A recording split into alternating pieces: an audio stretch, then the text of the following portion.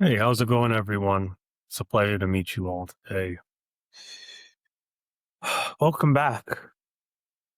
Now, it's definitely been a while. I've been quite busy. I tell you, long months, long months. Generally, a lot of it has been taking care of my physical health. I think that's something that's not discussed a lot in maybe the business sector or maybe the professional sector, but health and your physical health is just as important as anything else, really. At the same time, I think work life balance is important too. Spending time to work on things health wise, and at the same time, spending time to, focus on other things. Playing music, playing the piano is something else I do. A lot of those things. Um, with an emphasis on health, I do really think there's a lot of big things going on these days, especially in the health sector. This virus we got to look out for. We got a lot of things we got to worry about. I hope you all are doing good today. Overall, I personally have been busy getting work done because, again, most of my career is focused on juggling my master's with a lot of my other extracurricularly focused on environmental cleanup, magnet fishing, those types of things. And I think taking care of the environment is a very important thing. Community work as a whole, teaching, giving back by educating the younger as a teacher as well for university, and also taking care of the environment. I definitely do think I'll be shifting a lot of my perspective towards that community angle. Overall, I would definitely say this, going out there.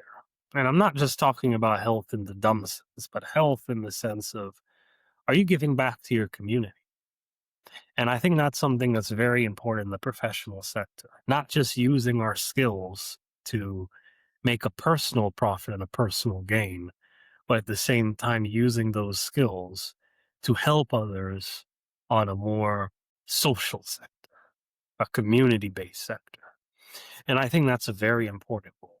Helping communities is a very ideal thing that we should do, especially around here in Baltimore.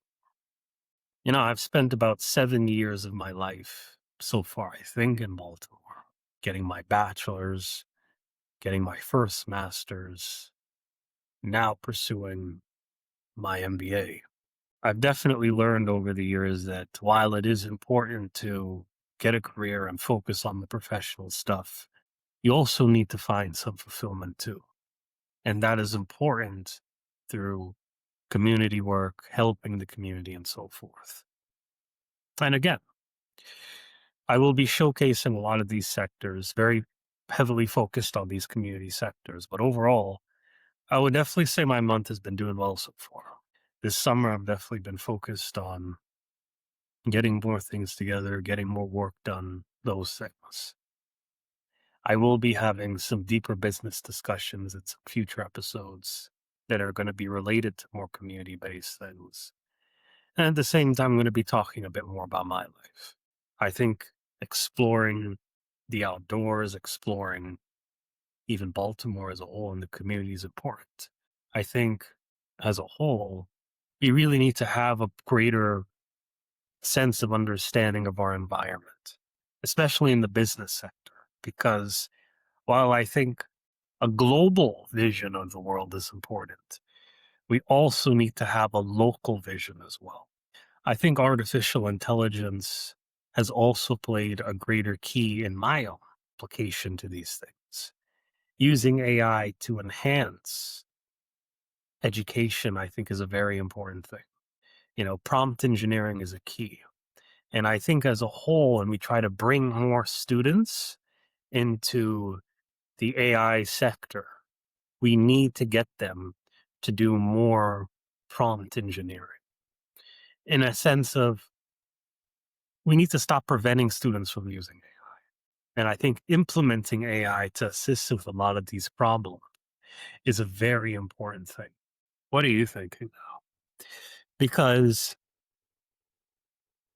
I think AI is really reaching a stage now where it's not going to affect or destroy the academic sector, but it's going to further enhance the academic sector.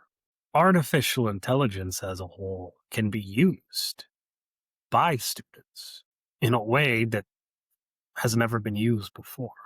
It can allow students to improve the skills they already have. I was talking about this quite heavily, but when it comes to prompt engineering, a lot of people just tell the AI what to do.